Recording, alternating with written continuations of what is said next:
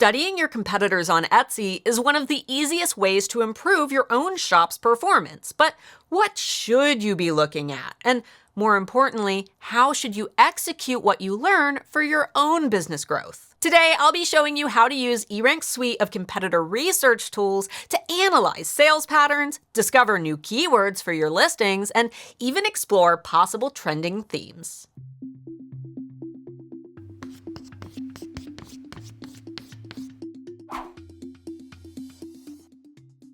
Before we get started, you'll want to make sure that you're already tracking a few competitors within eRank's competitor sales tool. I'll leave a tutorial link up here and down in the video description if you need help doing this. But assuming that you already have a few competitors tracked and ready to go, we're going to start by navigating to the competitor sales tool. We'll click Competitor Research in the left navigation and select Competitor Sales from the menu.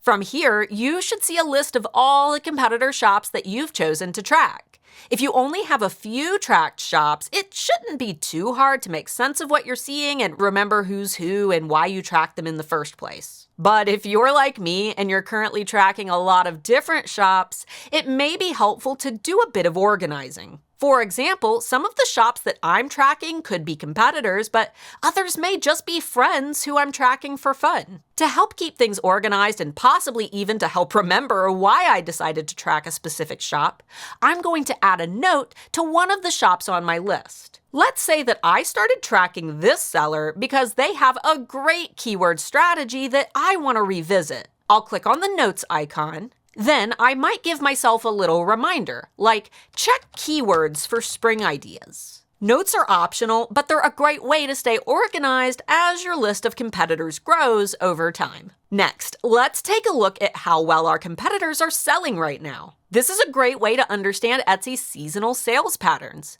because it can validate slow periods versus legitimate issues in your shop. For example, if my sales dramatically slowed down this week, I might check my competitors' sales to see if they're experiencing a similar slowdown. And there are several ways to do this. First, let's look at the sales trend graph, which will display our competitors' estimated sales each month over a 15-month period. For example, in this competitor's shop, we can see that she does very well around holiday time, but spring is typically slower. This can help me to set a similar expectation for my own shop as well if I sell a similar product. It might also indicate that I should build more stock leading up to November when she sees her biggest spike in sales. Directly next to the sales trend graph, you can also see an estimate of how many sales your competitors are making day by day.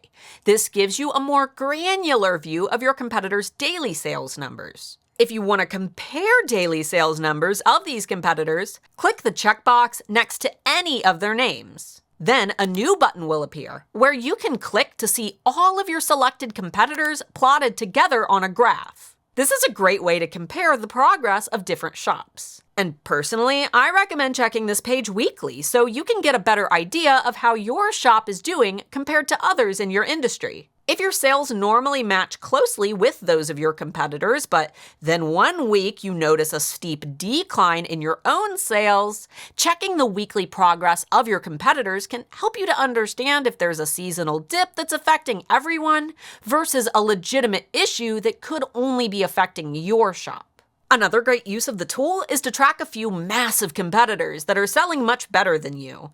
This helps you to understand what's working for successful shops so that you can learn from them or even discover what keywords are helping their own listings. As always, just be sure not to copy exactly what others are doing. Since Etsy uses many factors to rank listings in search, simply copying all of your competitors' titles and tags unfortunately won't rank you next to them in search, because these larger shops already have a high reputation and high marketplace visibility. Instead, use these larger shops for inspiration or to get ideas for a few keywords that you could use in your own listings that you may not have considered. Let's click on Caitlin Minimalist Shop, since she's currently one of Etsy's largest sellers. This will take us to the shop info page for this shop, where we can learn more about their progress, as well as some of the inner workings of their shop and listings. For example, we can see her overall shop stats, her sales stats,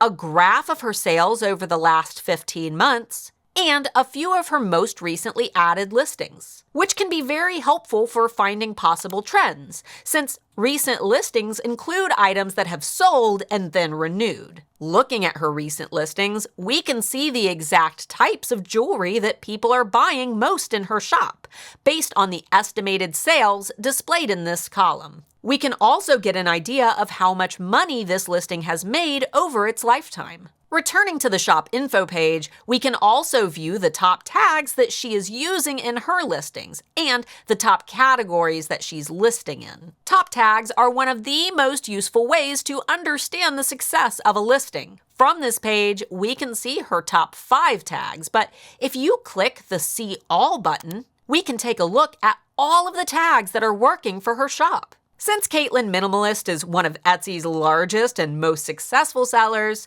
she's able to rank for much more difficult keywords than a new shop can, but a quick scroll through this section could uncover an idea for a tag or even a new product that we haven't considered for our own shop. Such as this one. Flatback earrings have a great average search number, and the competition isn't too difficult for a smaller shop to compete with.